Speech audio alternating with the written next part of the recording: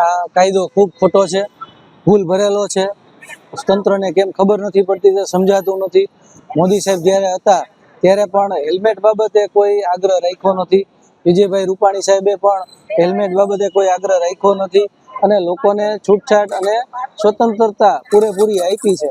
અત્યારની સરકાર કેમ બોલી નથી શકતી, કેમ જે જવાબદાર લોકો છે એ આગળ નથી આવતા તે સમજાતું નથી. પણ કોઈને આ કાયદો મંજૂર નથી.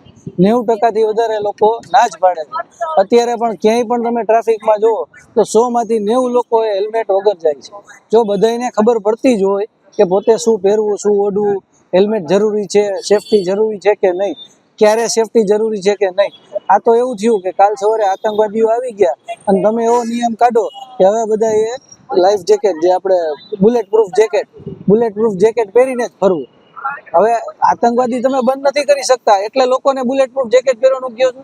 તમે રોડ રસ્તા સારા નથી કરી શકતા, તમે સ્પીડમાં જે ઓવર સ્પીડિંગમાં ગાડીઓ ચાલે છે, લાયસન્સ વગરના ગાડીઓ ચલાવે છે, એ બધું કરી નથી શકતા એટલે લોકોને હેરાન કરવાની વાત છે.